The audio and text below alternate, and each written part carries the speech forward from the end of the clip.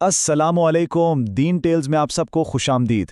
آج ہم قرآن پاک میں بیان کی گئی ایک بہت ہی عظیم شخصیت، ایک ایسے پیغمبر کی کہانی سنیں گے جنہیں اللہ نے بچپن سے ہی حکمت اور فضیلت عطا فرمائی تھی۔ جی ہاں، یہ قصہ ہے حضرت یحییٰ علیہ السلام کا۔ تو ہماری کہانی شروع ہوتی ہے ایک بہت نیک اور پرہیزگار نبی حضرت زکریا علیہ السلام سے۔ آپ نے اپنی زندگی بیت المقدس میں اللہ کی عبادت کے لیے وقف کی ہوئی تھی۔ اب ان کی عمر کافی ہو چکی تھی اور دل میں ایک گہری خواہش تھی کہ اللہ انہیں ایک صالح بیٹا عطا کرے جو ان کے بعد نبوت کی اس وراثت کو آگے بڑھا سکے۔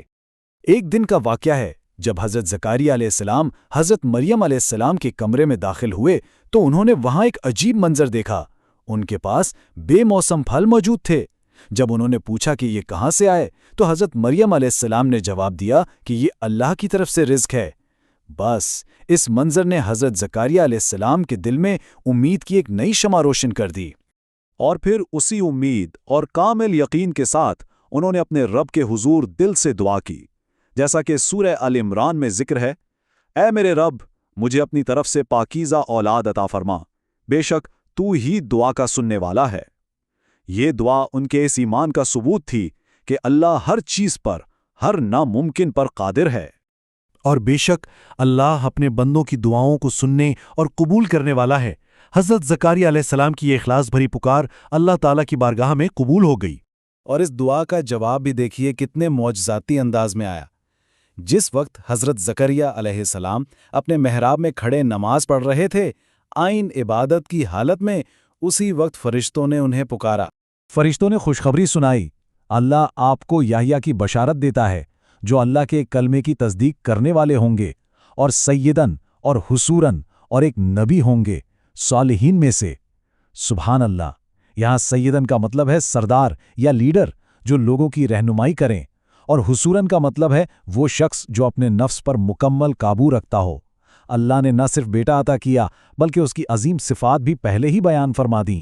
اس معجزے کی ایک اور بہت خاص بات تھی، ان کا نام یحییٰ خود اللہ تعالیٰ نے رکھا، جس کا مطلب ہے زندہ رہنے والا، اور یہ ایک ایسا منفرد نام تھا جو ان سے پہلے کسی کو نہیں دیا گیا تھا۔ یہ نام ان کی معجزاتی پیدائش اور ان کی ہمیشہ زندہ رہنے والی تعلیمات کی طرف اشارہ کرتا تھا۔ جب حضرت زکریا علیہ السلام نے اس معجزے کی تصدیق کے لیے نشانی مانگی تو اللہ نے فرمایا، تمہاری نشانی یہ ہے کہ تم 3 دن تک لوگوں سے اشاروں کے علاوہ بات نہیں کر سکو گے۔ یہ وقت اصل میں ان کے لیے اللہ کے شکر اور کہر ذکر میں گزارنے کے لیے تھا۔ اچھا، آئیے اب حضرت یحییٰ علیہ السلام کی زندگی پر نظر ڈالتے ہیں۔ اللہ نے انہیں بچپن سے ہی ایسی حکمت اور دانائی عطا فرمائی تھی کہ ان کا بچپن دوسرے بچوں سے بالکل مختلف گزرا۔ بالکل چھوٹی عمر سے ہی انہیں دین کی گہری سمجھ حاصل تھی۔ روایت میں آتا ہے کہ جب دوسرے بچے انہیں کھیلنے کے لیے بلاتے تو وہ فرماتے کہ ہمیں کھیل کود کے لیے پیدا نہیں کیا گیا۔ ان کا یہ عمل ہمیں سکھاتا ہے کہ زندگی کے مقصد کو بچپن سے ہی پہچاننا کتنی بڑی نعمت ہوتی ہے۔ ان کے دل میں اللہ کا خوف اس قدر تھا کہ وہ اکثر رویا کرتے تھے، اور کہتے ہیں کہ جب بھی ان کے سامنے جہنم کا ذکر ہوتا تو وہ خوف سے بے ہوش ہو جاتے۔ یہ ان کی اللہ سے گہری محبت اور اس کے عذاب سے ڈرنے کی انتہا تھی، سچ میں ایک ایسی صفت جو سچے ایمان والوں کی نشانی ہے۔ پھر جب اللہ نے انہیں نبوت عطا فرمائی تو انہیں 5 بہت اہم احکام دیے گئے جن پر انہیں نہ صرف خود عمل کرنا تھا بلکہ بنی اسرائیل کو بھی ان کی تعلیم دینی تھی۔ یہ آپ کہہ لیں ان کی نبوت کا مرکزی نقطہ تھا۔ تو یہ 5 احکام تھے: صرف ایک اللہ کی عبادت کرنا یعنی توحید، پھر نماز قائم کرنا، اس کے بعد روزہ رکھنا، صدقہ دینا، اور آخر میں اللہ کا کثرت سے ذکر کرنا۔ اور بات صرف یہیں تک نہیں تھی، حضرت یحییٰ علیہ السلام نے ان احکام کو سمجھانے کے لیے ایسی خوبصورت مثالیں دیں کہ وہ سیدھا لوگوں کے دلوں میں اتر جائیں۔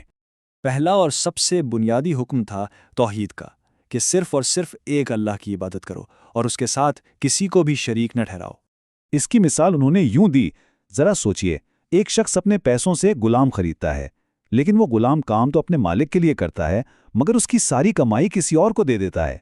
کیا آپ میں سے کوئی یہ پسند کرے گا کہ اس کا غلام ایسا کرے؟ بالکل اسی طرح اللہ نے ہمیں پیدا کیا، رزق دیا، اس لیے عبادت بھی صرف اسی کا حق ہے۔ دوسرا حکم تھا نماز قائم کرنے کا، جو بندے اور اس کے رب کے درمیان آپ جانتے ہیں سب سے قریبی اور مضبوط تعلق ہے۔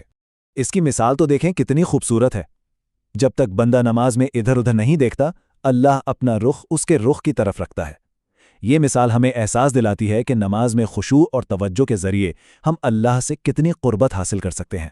تیسرا حکم تھا روزہ رکھنے کا، جو نفس کی تربیت اور روحانی پاکیزگی حاصل کرنے کا ایک بہترین ذریعہ ہے۔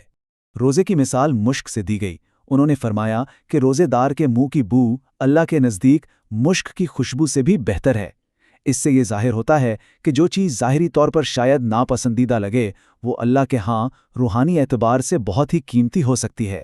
چوتھا حکم تھا صدقہ اور خیرات کرنے کا۔ یہ اللہ کے شکر کا اظہار بھی ہے اور اپنے مال اور جان کی حفاظت کا ذریعہ بھی۔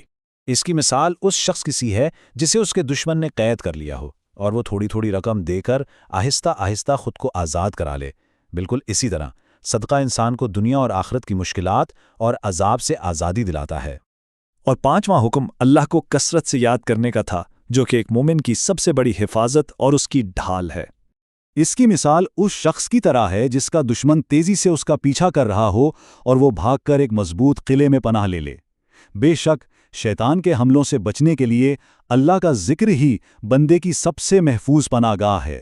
واقعی حضرت یحییٰ علیہ السلام کی پوری زندگی اللہ کی اطاعت، حکمت اور جرت کا ایک بہترین نمونہ ہے۔ ان کی وراثت آج بھی ہمارے لیے مشعل راہ ہے۔ وہ عظیم القاب جو اللہ نے انہیں عطا کیے تھے، سیدان یعنی ایک معزز سردار، خسران یعنی پاک دامن، نبیان یعنی اللہ کے نبی، اور من الصالحین یعنی نیکوں میں سے، وہ ان کی مثالی شخصیت اور ان کے بلند کردار کی صحیح عکاسی کرتے ہیں۔ تو ان کی زندگی پر غور کرنے کے بعد یہ سوال پیدا ہوتا ہے کہ ہم ان سے کیا سبق سیکھ سکتے ہیں؟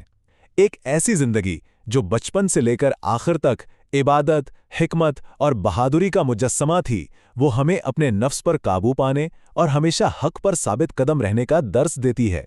اگر آپ کو انبیاء کے یہ قصے جان کر اچھا لگا تو اس ویڈیو کو لائک کریں، اپنے دوستوں اور خاندان کے ساتھ شیئر کریں، اور مزید تعلیمی اسلامی مواد کے لیے ہمارے چینل کو ضرور سبسکرائب کریں۔